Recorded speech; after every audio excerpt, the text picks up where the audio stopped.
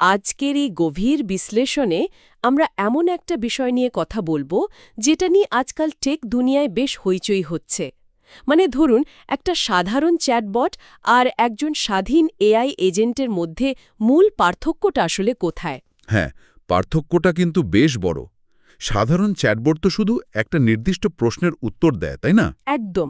কিন্তু একটা AI agent সে নিজে থেকে চিন্তা করে, কাজ করতে গিয়ে ভুল করে, আর সেই ভুল থেকে শিখে একটা পুরো কাজ একা হাতে সম্পন্নও করতে পারে। ঠিক বলেছেন।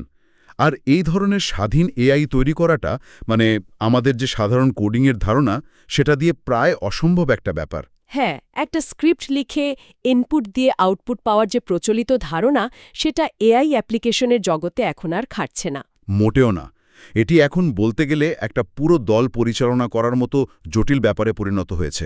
আর ঠিক এরই জায়গাটাতেই আজকের আলোচনার মূল ফোকাস। সোর্সগুলো ঘাটতে গিয়ে আমরা এমন একটি ইকোসিস্টেম নিয়ে জানব যা এই এআই দলটাকে পরিচালনা করতে সাহায্য করে।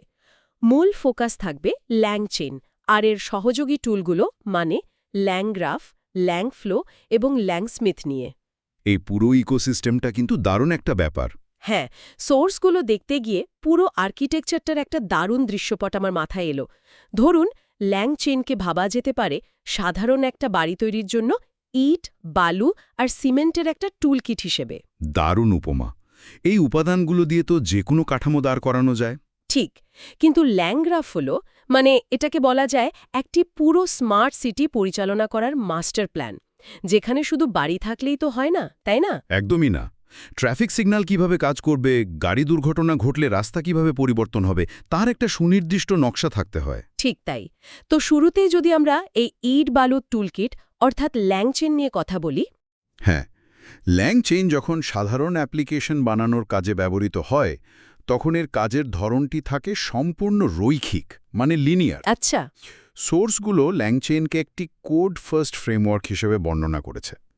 এটা মূলত ডিরেক্টেড অ্যাসাইক্লিক গ্রাফ, যাকে সংক্ষেপে আমরা ড্যাগ বলি, সেই কাঠামোটা অনুসরণ করে। এই ড্যাগ বিষয়টাকে যদি একটু সহজ করে বোঝানো যায়। এটাকে একটা জলের পাইপের সাথে তুলনা করা যেতে পারে। পাইপে একদিক দিয়ে জল ঢুকলে সেটা সোজা অন্যদিকে বেরিয়ে যায়। উল্টো দিকে ফিরে আসার কোনো সুযোগ কিন্তু নেই। ও, বুঝতে পেরেছি। মানে ল্যাংচেনেও ঠিক একই ব্যাপার ঘটে। একদম। ইউজার একটা ইনপুট দেয়, সিস্টেম সেটা প্রসেস করে এবং আউটপুট দিয়ে দেয়। এই রৈখিক প্রক্রিয়ার কারণেই তো সাধারণ চ্যাটবট বা ধরুন রিট্রিভাল অগমেন্টেড জেনারেশন অর্থাৎ র্যাগের মতো কাজের জন্য এটি এত বেশি কার্যকর। হ্যাঁ, র্যাগ পদ্ধতিতে যখন ডেটাবেস থেকে তথ্য খুঁজে এনে এআইকে দেওয়া হয়, ডেটা ফ্লো একদিকেই যায়, প্রশ্ন, তারপর ডেটাবেস এবং সবশেষে চূড়ান্ত উত্তর। কিন্তু এখানে সোর্সগুলো থেকে পড়া একটা বিষয় নিয়ে আমার একটু খাটকা লাগছে। কি রকম খাটকা? মানে ল্যাংচেন দিয়ে যখন এত সুন্দর কাজ হচ্ছিলই, তখন হঠাৎ গ্রাফ থিওরি বা ল্যাংগ্রাফ টেনে আনার কি দরকার পড়ল? এটা খুব চমৎকার একটা প্রশ্ন। সাধারণ একটি কাজের জন্য এই গ্রাফ ভিত্তিক মডেল কি একটু বেশি জটিল, বা বলতে গেলে ওভার ইঞ্জিনিয়ারিং হয়ে যাচ্ছে না? জলের পাইপের মতো সোজা পথ ছেড়ে চক্রাকার বা সাইক্লিক পথে যাওয়ার যুক্তিটা ঠিক পরিষ্কার মনে হচ্ছে না। আসলে সাধারণ কোনো প্রশ্নোত্তরের জন্য ল্যাংগ্রাফ আসলেই একটা ওভার ইঞ্জিনিয়ারিং। কিন্তু যখন এমন কোনো সিস্টেম ডিজাইন করার প্রয়োজন হয় যেটিকে মানুষের মতো ধাপে ধাপে কাজ করতে হবে, তখন কিন্তু রৈখিক মডেল অকেজো হয়ে পড়ে। আচ্ছা, মানে একটু জটিল কাজের ক্ষেত্রে। হ্যাঁ, ধরুন এমন একটি এআই এজেন্ট তৈরি করা হচ্ছে যার কাজ হলো একজন সফটওয়্যার ডেভেলপারের মতো কোড লেখা। এখন সিস্টেমটিতে 3টি ভিন্ন এজেন্ট আছে। একজন হলো প্ল্যানার, যে কোডের আর্কিটেকচার ঠিক করবে, একজন কোডার, যে স্ক্রিপ্ট লিখবে, আর একজন টেস্টার, যে কোডটা রান করে দেখবে। ঠিক আছে। এখন কোড রান করার পর যদি কোনো এরর আসে, লিনিয়ার মডেল বা ড্যাগ ঠিক সেখানেই থেমে যাবে। মানে ইউজারকে একটা এরর মেসেজ দেখিয়ে কাজ শেষ করে দেবে। একদম তাই, কারণ তার পেছনের দিকে যাওয়ার কোনো ক্ষমতা নেই। কিন্তু ল্যাংগ্রাফের গ্রাফ ভিত্তিক লেয়ার এই জায়গায় একটা জাদুর মতো কাজ করে। সে একটা লুপ বা চক্র তৈরি করতে পারে। ও, তার মানে টেস্টার এজেন্ট ভুল পেলে সেটা আবার কোডার এজেন্টের কাছে ফেরত পাঠাবে? হ্যাঁ, কোডার তখন ভুল সংশোধন করে আবার টেস্টারের কাছে পাঠাবে। এই যে প্ল্যান করা, কাজ করা এবং ভুল থেকে শিখে আবার প্ল্যান করা, এই চক্রাকার কাজগুলো ল্যাংগ্রাফ ছাড়া কোনোভাবেই ম্যানেজ করা সম্ভব নয়। দারুণ ব্যাপার তো। তার মানে সাইক্লিক বা চক্রাকার কাজের জন্যই এই গ্রাফ আর্কিটেকচার এতটা অপরিহার্য। ঠিক তাই। সোর্সগুলোতে আরেকটি বিষয়ের উপর খুব জোর দেওয়া হয়েছে, সেটা হলো স্টেট ম্যানেজমেন্ট বা মেমরি ধরে রাখার ক্ষমতা। এটা খুব গুরুত্বপূর্ণ একটা অংশ। ল্যাংচেনে এই মেমরি বিষয়টা খুব প্রচ্ছন্ন। আগের কথোপকথনের ইতিহাস দরকার হলে সেটা ম্যানুয়ালি ডেটাবেস থেকে টেনে আনতে হয়, কিন্তু ল্যাংগ্রাফের ক্ষেত্রে বলা হচ্ছে এক্সপ্লিসিট শেয়ার্ড স্টেটের কথা। হ্যাঁ, এই শেয়ার্ড স্টেট কনসেপ্টটা পুরো গেমটাই বদলে দেয়। ব্যাপারটা আমার কাছে অনেকটা কনফারেন্স রুমের একটা বড় হোয়াইট বোর্ডের মতো মনে হচ্ছে। হোয়াইট বোর্ডের উপমাটাই শেয়ার্ড স্টেট বোঝার জন্য একদম পারফেক্ট। ল্যাংগ্রাফে পুরো সিস্টেমের একটি কেন্দ্রীয় মেমরি থাকে, যা প্রতিটি এজেন্টের মধ্যে দিয়ে প্রবাহিত হয়। তার মানে প্ল্যানার এজেন্ট হোয়াইট বোর্ডে একটা কাজের ছক কষল আর সেই তথ্যটা স্টেটে সেভ হয়ে গেল। একদম। এরপর কোডের এজেন্ট ওই হোয়াইট বোর্ড থেকে নির্দেশ দেখে নিজের কাজটা করল এবং কাজের আপডেট আবার হোয়াইট বোর্ডে লিখে রাখল। তারপর ক্রিটিক বা টেস্টের এজেন্ট এসে সেই হোয়াইট বোর্ডের আপডেট দেখে কাজ মূল্যায়ন করল। ঠিক এভাবেই কাজটা হয়। এক্সপ্লিসিট স্টেট থাকার কারণে একাধিক এজেন্ট নিজেদের মধ্যে এত সহজে তথ্য আদান-প্রদান করতে পারে। আর এর আরেকটি বড় সুবিধা হলো human in the loop mechanism, তাই না? হ্যাঁ, হিউম্যান ইন দ্য লুপ ল্যাংগ্রাফের সবচেয়ে শক্তিশালী ফিচারগুলোর একটা। এই কনসেপ্টটা আমার কাছে খুবই ইন্টারেস্টিং লেগেছে। এর মানে হলো এআই একা একা পুরো কাজ শেষ করে ফেলবে না। কোনো স্পর্শকাতর বা গুরুত্বপূর্ণ সিদ্ধান্ত নেবার আগে সে মানুষের অনুমোদনের জন্য অপেক্ষা করবে। ঠিক। ধরুন সিস্টেমটি যদি কোনো আর্থিক লেনদেন করে অথবা কোনো মেডিকেল ডায়াগনোসিস রিপোর্ট তৈরি করে, হ্যাঁ, তখন মানুষের নজরদারি ছাড়া কাজ এগিয়ে নেওয়াটা তো চরম ঝুঁকিপূর্ণ হতে পারে। একদমই। আর ঠিক এই জায়গাটিতেই ল্যাংগ্রাফের স্টেট ম্যানেজমেন্ট খুব কাজে দেয়। এআই যখন দেখে যে তাকে একটা পেমেন্ট রিলিজ করতে হবে, সে তখন পুরো প্রসেসটাকে পজ বা স্থগিত করে দেয়। আচ্ছা, মানে সিস্টেমের বর্তমান অবস্থা বা স্টেট সেভ করা থাকে। হ্যাঁ, সেফ থাকে। এরপর যখন কোনো মানুষ সবুজ সংকেত দেয় বা অ্যাপ্রুভ করে, তখন সিস্টেম ঠিক সেই জায়গা থেকে আবার কাজ শুরু করতে পারে। দারুণ। এই পজ অ্যান্ড রিজিউম মেকানিজমটা ল্যাংগ্রাফকে অনেক এগিয়ে রাখে, যেটা সাধারণ লিনিয়ার টুলকিট দিয়ে করা প্রায় অসম্ভব। একদমই অসম্ভব। এতক্ষণের আলোচনায় ইঞ্জিন হিসেবে ল্যাংচেইনের সীমাবদ্ধতা আর সেটাকে একটা মাল্টি এজেন্ট সিস্টেমে রূপ দেওয়ার জন্য ল্যাংগ্রাফের প্রয়োজনীয়তা বেশ পরিষ্কার হল। হ্যাঁ, কিন্তু একটা ব্যাপার হলো, এই পুরো আর্কিটেকচারটা তো পুরোপুরি কোড নির্ভর। সফটওয়্যার ডেভেলপমেন্টের বাইরেও তো প্রোডাক্ট ম্যানেজার বা ডিজাইনাররা আছেন। হ্যাঁ, যাদের হয়তো কোডিংয়ের অত গভীরে যাওয়ার সুযোগ নেই। ঠিক, তারা কিভাবে এই ইকোসিস্টেমের সুবিধা নেবেন?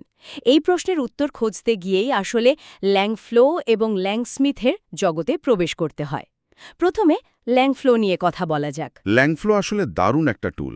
সোর্সের তথ্য অনুযায়ী এটি একটি ওপেন সোর্স লো কোড বা নো কোড ভিজুয়াল টুল। এখানে ড্র্যাগ অ্যান্ড ড্রপ ইন্টারফেস ব্যবহার করে খুব দ্রুত প্রোটোটাইপ তৈরি করা যায়। হ্যাঁ, একে অনেকে ভালোবেসে নো কোড ল্যাংচেইন বলে থাকেন। এটি অনেকটা লেগো ব্লক দিয়ে খেলার মতো। চোখের সামনে সব সাজানো যায়। একটা নোড হয়তো ওপেন এআই এর জন্য, আরেকটা হয়তো ভেক্টর ডেটাবেসের জন্য টেনে এনে বসিয়ে দেয়া হলো। আর মজার ব্যাপার হলো, এই ভিজুয়াল লেগো ব্লকগুলো শুধু দেখতেই যে সুন্দর তা নয়, এগুলো ব্যাকএন্ডে কিন্তু রিয়েল টাইমে পাইথন কোড জেনারেট করতে থাকে। সত্যি, এটা তো দারুণ সুবিধা। যারা পাইথনের জটিল সিনট্যাক্স বা কোডিংয়ের গভীরে যেতে চান না, তাদের জন্য চোখের সামনে একটা ফ্লোচার্ট দাঁড় করানো অনেক বেশি স্বস্তিদায়ক। মানে স্ক্রিনে একটি ব্লক টেনে এনে অন্য ব্লকের সাথে একটি তার দিয়ে জুড়ে দিলেই ডেটা এক জায়গা থেকে অন্য জায়গায় ফ্লো হতে শুরু করে। একদম। এর ফলে প্রোডাক্ট টিম বা নন ডেভেলপাররা খুব সহজেই একটা এআই ওয়ার্কফ্লো ডিজাইন করে পরে সেটা কোড হিসেবে এক্সপোর্ট করে নিতে পারেন। এতে তো আইডিয়া থেকে প্রোটোটাইপ পর্যন্ত যাওয়ার সময়টা জাদুকরীভাবে কমে যায়। হ্যাঁ, অনেকটা সময় বাঁচে। কিন্তু একটা বিষয় এখানে ভাবার মতো, এই ভিজুয়াল টুলগুলো দেখতে তো খুব আকর্ষণীয় লাগে, কিন্তু এগুলো কি আসলেই ভারী প্রোডাকশনে ব্যবহারযোগ্য? নাকি এটি শুধু ইনভেস্টর বা ক্লায়েন্টদের প্রেজেন্টেশন ও ডেমো দেখানোর জন্যই সীমাবদ্ধ? সোর্সগুলো ঘাঁটলে কিন্তু দেখা যায় খুব জটিল মাল্টি এজেন্ট লজিক বা গভীর ব্রাঞ্চিংয়ের ক্ষেত্রে এই ভিজুয়াল বিল্ডারগুলো রীতিমতো হিমশিম খায়। হ্যাঁ, এই সীমাবদ্ধতাটা আমাদের স্বীকার করে নিতেই হবে। ল্যাংফ্লো মূলত প্রোটোটাইপিং এবং ইন্টারনাল টুলের জন্যই দারুণ কাজ করে। প্রোডাকশনের জন্য নয়। যখন একটি জটিল ল্যাংগ্রাফ আর্কিটেকচার তৈরি করার প্রশ্ন আসে, যেখানে অসংখ্য সাইকেল, কন্ডিশনাল লজিক থাকে, তখন সেটা ভিজুয়ালি ডিজাইন করতে গেলে পুরো ক্যানভাসটা একটা মাকড়সার জালের মতো হয়ে যায়। ও, বুঝতে পারছি। একে সফটওয়্যার ইঞ্জিনিয়ারিংয়ের ভাষায় আমরা বলতে পারি স্প্যাগেটি কোডের ভিজুয়াল রূপ। এতগুলো লাইন আর নোড একে অপরের সাথে পেঁচিয়ে যায় যে কোন ডেটা কোথা দিয়ে যাচ্ছে সেটা ট্র্যাক করা একদম অসম্ভব হয়ে দাঁড়ায়। তার মানে ভারী প্রোডাকশনের জন্য শেষ পর্যন্ত মূল কোডে, অর্থাৎ ল্যাং চেনে বা ল্যাংগ্রাফে ফিরে যাওয়াই সবচেয়ে স্কেলেবল উপায়। ঠিক, ল্যাংফ্লো দিয়ে যাত্রা শুরু করা যায় খুব সহজে, কিন্তু ফিনিশিং লাইনটা কোডেই টানতে হয়। এই যে মাকড়সার জালের মতো পেঁচিয়ে যাওয়ার প্রসঙ্গটা এলো, এখান থেকেই তো আরেকটি বড় চ্যালেঞ্জ সামনে আসে। হ্যাঁ, ডিবাগিংয়ের চ্যালেঞ্জ। যখন লেগো টাওয়ারের মতো বানানো এই জটিল সিস্টেম হুড়মুড় করে ভেঙে পড়ে, তখন তো বুঝতে হবে ঠিক কোথায় সমস্যাটা হলো।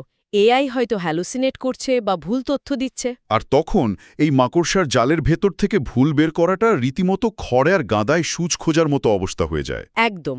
সোর্সগুলো বলছে ল্যাংস্মিথ হল সেই সিকিউরিটি ক্যামেরা যা ঠিক কোন ব্লকের কারণে টাওয়ারটি ভাঙল তা নিখুঁতভাবে দেখিয়ে দেয়। এই সিকিউরিটি ক্যামেরার উপমাটা ল্যাংস্মিথের মূল কাজটা খুব সুন্দরভাবে ব্যাখ্যা করে।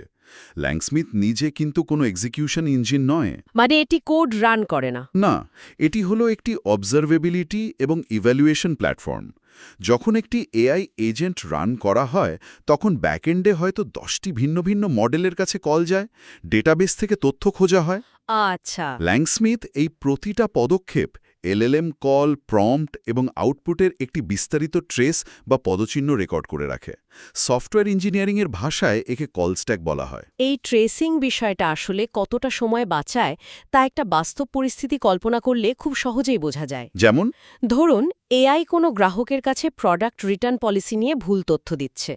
ট্রেসিং না থাকলে ডেভেলপারকে তো ঘন্টার পর ঘন্টা টেক্সট লগ পড়তে হতো। একদম, শুধু এটা বোঝার জন্য যে ঠিক কোন মডেল বা কোন প্রম্পটের কারণে এআই হ্যালুসিনেশনটা করল। কিন্তু ট্রেসিংয়ের মাধ্যমে স্ক্রিনে একটি ভিজুয়াল ট্রি বা ডায়াগ্রাম ভেসে ওঠে। ডেভেলপার ঠিক সেই নোডে ক্লিক করতে পারেন যেখানে মডেল ভুল করেছে। হ্যাঁ, হয়তো দেখা যাবে ডেটাবেস থেকে যে ডকুমেন্টটা এআইকে দেওয়া হয়েছিল সেটাই আসলে পুরনো ছিল। ঠিক, ঘন্টার পর ঘন্টা লগ পড়ার বদলে কয়েক ক্লিকেই সমস্যার মূলে পৌঁছানো যাচ্ছে। শুধু তাই নয়, ল্যাংস্মিথের আরেকটি অসাধারণ ফিচার হল প্রম্পটের এবি টেস্টিং। এবি টেস্টিং সেটা কিভাবে কাজ করে? ল্যাঙ্গুয়েজ মডেলের ক্ষেত্রে প্রম্পট ইঞ্জিনিয়ারিং খুবই সংবেদনশীল একটি জায়গা। হয়তো আপনি প্রম্পটে সাহায্যকারী হওয়ের বদলে সংক্ষিপ্ত হও লিখে দিলেন। আচ্ছা। এই একটা মাত্র শব্দ পরিবর্তনের কারণে আউটপুটে কী প্রভাব পড়ল হাজার হাজার টেস্ট কেসের ওপর ভিত্তি করে ল্যাংস্মিথ সেটা একদম ডেটা দিয়ে প্রমাণ করে দেয়। দারুণ ব্যাপার তো। এটি ডেভেলপারদের অন্ধকারে ঢিল ছোড়ার বদলে ডেটা নির্ভর সিদ্ধান্ত নিতে সাহায্য করে। একদম তাই। সিস্টেম ডিজাইন করা এবং মনিটরিং করার পুরো ইকোসিস্টেম তো বোঝা গেল, কিন্তু ল্যাবে বসে একটা সিস্টেম তৈরি করা আর সেটা লাখ লাখ ব্যবহারকারীর কাছে পৌঁছে দেওয়ার মধ্যে তো আকাশ-পাতাল তফাৎ। হ্যাঁ, স্কেলিংয়ের ব্যাপারটা সম্পূর্ণ আলাদা একটা বলগেম। একটি অ্যাপ্লিকেশন যখন হাই স্কেলে পৌঁছায় তখন এর খরচ কেমন হবে সেটা জানাটা অত্যন্ত গুরুত্বপূর্ণ একটা ব্যবসায়িক সিদ্ধান্ত। আর খরচের হিসাবটা সোর্সগুলো থেকে দেখতে গিয়ে আমি রীতিমতো চমকে গেছি। খরচের ব্যাপারটা সত্যি অনেককে অবাক করে। ল্যাংচেন এবং ল্যাংগ্রাফ লাইব্রেরি হিসেবে কিন্তু সম্পূর্ণ ফ্রি। এদের MIT লাইসেন্স আছে। সেলফ হোস্ট করে চালালে শুধু ক্লাউড ইনফ্রাস্ট্রাকচারের বিল দিতে হয়। হ্যাঁ, বেস ফ্রেমওয়ার্কগুলো ফ্রি। ল্যাংফ্লো সেলফ হোস্ট করলে ফ্রি, যদিও এর ক্লাউড ভার্সনে প্রতি মাসে $25 থেকে খরচ শুরু হয়। কিন্তু আসল চমকটা লুকিয়ে আছে ল্যাংস্মিথে। কারণ ল্যাংস্মিথ কোনো ওপেন সোর্স লাইব্রেরি নয়, এটি একটি paid software as a service platform. আর এর প্রাইসিং মডেলটা বেশ আগ্রাসী বলতে হবে। সোর্সের তথ্য অনুযায়ী প্লাস টিয়ারে প্রতি ইউজারের জন্য $39 দিতে হয়, কিন্তু খরচটা লাফিয়ে লাফিয়ে বাড়ে এর ট্রেসিং মডেলে। হ্যাঁ, ওই ট্রেসিংটাই তো আসল কাজ। প্রতি 1000 ট্রেস বা রেকর্ডের জন্য প্রায় 0.50 থেকে $2.5 পর্যন্ত খরচ হতে পারে। এখন ধরুন কোনো একটা হাই ভলিউম অ্যাপ্লিকেশনে মাসে 5 মিলিয়ন ট্রেস হচ্ছে। 5 মিলিয়ন ট্রেস মানে তো বিশাল ট্রাফিক। হ্যাঁ, আর হিসাব করে দেখা গেছে শুধু ল্যাংস্মিথের বিলই প্রায় $12,600 আসতে পারে। আর এই খরচটা ওপেন এআই বা অ্যানথ্রপিককে দেওয়া এপিআই বিলের সম্পূর্ণ বাইরে। হ্যাঁ, বিলটা অনেক বড় মনে হতে পারে। একটু খতিয়ে দেখলে মনে হতে পারে মূল টুলগুলো ল্যাংচেন আর ল্যাংগ্রাফ ফ্রি দেওয়া হচ্ছে, কিন্তু ভুল ধরার যে মাইক্রোস্কোপ সেই ল্যাংস্মিথের জন্য মাসে হাজার হাজার ডলার বিল চাপিয়ে দেওয়া হচ্ছে। এটা কি অনেকটা ভেন্ডার লক-ইন বা ফাঁদের মতো কৌশল নয়? বাইরে থেকে দেখলে বিষয়টিকে ফাঁদ মনে হওয়াটা খুবই স্বাভাবিক, কিন্তু এন্টারপ্রাইজ স্কেলে ডেটা ম্যানেজমেন্টের বাস্তবতা বিবেচনা করলে এই খরচের পেছনের যুক্তিটা পরিষ্কার হয়। কিভাবে? মাসে ৫ মিলিয়ন ট্রেস মানে হল বিপুল পরিমাণ জেসন অবজেক্ট এবং ডেটা স্টোর করা, সেগুলোকে রিয়েল টাইমে ইন্ডেক্স করা এবং যে কোনো মুহূর্তে ভিজুয়ালি সার্চ করার উপযোগী রাখা। মানে ব্যাকএন্ডের কাজটা অনেক ভারী। হ্যাঁ, এই বিশাল ডেটা ইনফ্রাস্ট্রাকচার মেইনটেইন করাটা অত্যন্ত ব্যয়বহুল একটা কাজ। ল্যাংস্মিথ মূলত সেই হেভি লিফটিং বা ডেটা ইঞ্জিনিয়ারিংয়ের খরচটাই আপনার কাছ থেকে নিচ্ছে। তবে এই বিপুল খরচের হাত থেকে বাঁচারও কিন্তু বুদ্ধিদীপ্ত উপায় আছে। তাই নাকি? সেই উপায়টা কি? প্রোডাকশনের প্রতিটি রান বা প্রতিটি ব্যবহারকারীর প্রতিটি চ্যাট ট্রেস করার আসলে কোনো প্রয়োজন নেই। ও আচ্ছা। খরচ বাঁচাতে স্যাম্পলিং পদ্ধতি ব্যবহার করা একটি স্ট্যান্ডার্ড প্র্যাকটিস। সিস্টেম আর্কিটেক্টরা হয়তো ঠিক করলেন যে মোট ট্রাফিকের মাত্র ১০ থেকে ৩০% র্যান্ডমলি ট্রেস করা হবে। বুঝতে পেরেছি। অথবা শুধু যে ফ্লোগুলো খুব ক্রিটিক্যাল, যেমন পেমেন্ট রিলেটেড কোনো চ্যাট বা যেখানে এআই বারবার কনফিডেন্স স্কোর কম দেখাচ্ছে, শুধু সেগুলোর ওপর নজরদারি করা যেতে পারে। ঠিক। অপ্রয়োজনীয় ডেটা সেভ না করলেই বিলটা একটা যুক্তিসঙ্গত সীমার মধ্যে রাখা সম্ভব। খুব যৌক্তিক একটা সমাধান। সবকিছু রেকর্ড রাখার দরকার নেই, শুধু দরকারি জিনিসগুলো রাখলেই খরচের লাগাম টেনে ধরা যায়। হ্যাঁ, কিন্তু যারা ল্যাংচেনের এই খরচের মডেলে বা ইকোসিস্টেমে একেবারেই জড়াতে চান না, সোর্সগুলোতে তাদের জন্য বেশ কিছু অল্টারনেটিভ বা বিকল্প টুলের কথাও আলোচনা করা হয়েছে। বিকল্প জানাটা খুবই জরুরি। কোন টুল কখন ব্যবহার করতে হবে সেই আর্কিটেকচার বোঝাটাই একজন ভালো সিস্টেম ডিজাইনারের প্রধান কাজ। যদি মূল লক্ষ্য হয় শুধু ডকুমেন্ট সার্চ করা বা র্যাগ তৈরি করা, তবে ল্যাংচেনের বদলে লামা ইন্ডেক্স বা হেস্টাকের মতো ফ্রেমওয়ার্ক অনেক বেশি কার্যকর হতে পারে। কারণ এগুলো ডকুমেন্ট ইন্ডেক্সিং এবং সার্চিংয়ের জন্য একদম বিশেষভাবে তৈরি। আর যদি মাল্টি এজেন্ট টিম তৈরি করতে হয়, সেটার জন্যও দারুণ বিকল্প রয়েছে, যেমন ক্রু এআই। ক্রু এআই এর অ্যাপ্রোচটা বেশ ভিন্ন। ল্যাংগ্রাফে যেখানে গ্রাফের নোড, এজ এবং স্টেট নিয়ে ভাবতে হয়, যা কিছুটা টেকনিক্যাল, ক্রু এআই সেখানে রোল বা ভূমিকা নিয়ে ভাবতে শেখায়। মানে সিস্টেম ডিজাইনার হয়তো ঠিক করে দিলেন একজন এজেন্ট হলো রিসার্চার আর একজন রাইটার। হ্যাঁ, তারা মানুষের মতো নিজেদের মধ্যে কাজ ভাগ করে নেবে।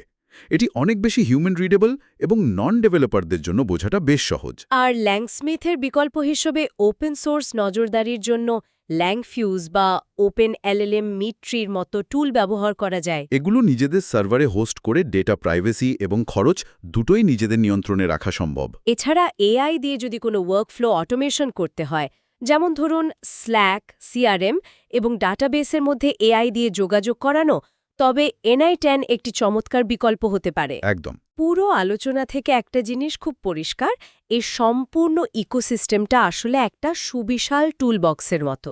কোন নাটবোল্টর জন্য কোন রেঞ্জটা ব্যবহার করতে হবে সেটাই সবচেয়ে বড় দক্ষতা। পুরো ইকোসিস্টেমের একটা সারমর্ম টানলে বিষয়টা দ্বারা এরকম, যখন কোনো আইডিয়া নিয়ে কাজ শুরু হয় তখন দ্রুত প্রোটোটাইপ করার জন্য ল্যাংফ্লো দিয়ে শুরু করাটা সবচেয়ে ভালো। এরপর যখন মূল কাজটা প্রোডাকশনের জন্য কোডে নামাতে হয় এবং কাজের লজিকটা সাধারণ হয়, তখন ল্যাংচেন ব্যবহার করা বুদ্ধিমানের কাজ। কিন্তু এআই এজেন্টকে যদি বারবার লুপে ঘুরে কাজ করতে হয় বা নিজের ভুল নিজে শুধরাতে হয়, তখন অবশ্যই ল্যাংগ্রাফে শিফট করতে হবে। আর এই পুরো সিস্টেমটা ঠিকমতো কাজ করছে কিনা সেটা ধরার জন্য পুরো সিস্টেমের ওপর নজর রাখতে ল্যাংস্মিথ বা এর কোনো বিকল্প টুল ব্যবহার করা অপরিহার্য। যারা এআই অ্যাপ্লিকেশন ডেভেলপমেন্ট নিয়ে কাজ করছেন বা ভবিষ্যতে বড় কোনো প্রজেক্ট হাতে নেওয়ার কথা ভাবছেন, তাদের জন্য এই টুলগুলোর সীমাবদ্ধতা এবং খরচের মডেল বোঝাটা শুধু টেকনিক্যাল জ্ঞান নয়, এটি একটি অত্যন্ত গুরুত্বপূর্ণ ব্যবসায়িক সিদ্ধান্ত।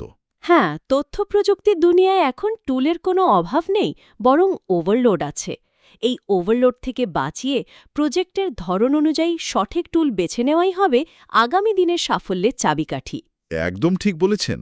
আজকের এই গভীর বিশ্লেষণ থেকে শুধু টুলগুলোর নামই নয়, বরং এগুলোর পেছনের দর্শনটাও পরিষ্কার হয়েছে। তবে আজকের আলোচনাটি শেষ করার আগে এই পুরো এআই রেভলিউশনের গতিপথ দেখে একটা চিন্তা জাগানিয়া প্রশ্ন মাথায় আসছে। কি ধরনের প্রশ্ন? বর্তমানে এআই এজেন্টদের কাজ শেখানোর জন্য বা তাদের ভুল ধরিয়ে দেওয়ার জন্য মানুষ হিসেবে ডেভেলপাররা বসে বসে নোড আর এজের মাস্টার প্ল্যান ডিজাইন করছেন, হোয়াইট বোর্ডে স্টেট ম্যানুয়ালি ম্যানেজ করছেন। হ্যাঁ, যাতে এআই একটা নির্দিষ্ট পথে হাঁটে। কিন্তু ভবিষ্যতে এআই যখন নিজে থেকেই নিজের ভুল ধরতে আরও বেশি পারদর্শী হয়ে উঠবে, তখন কি এআই নিজে থেকেই নিজের গ্রাফ বা আর্কিটেকচার নতুন করে ডিজাইন করে নেবে না? এটি আর্টিফিশিয়াল ইন্টেলিজেন্সের ভবিষ্যৎ নিয়ে অত্যন্ত গভীর একটি সম্ভাবনা। মানুষের তৈরি এই অর্কেস্ট্রেশন লেয়ার, এই ল্যাংগ্রাফ বা ল্যাংফ্লো, এগুলোর কি তখন আর আদৌ কোনো প্রয়োজন থাকবে? নাকি এআই নিজেই নিজের সমস্যা সমাধানের জন্য সবচেয়ে নিখুঁত ফ্রেমওয়ার্ক লিখে ফেলবে? এই প্রশ্নটাই আজকের মতো ভাবার জন্য ছেড়ে দিলাম।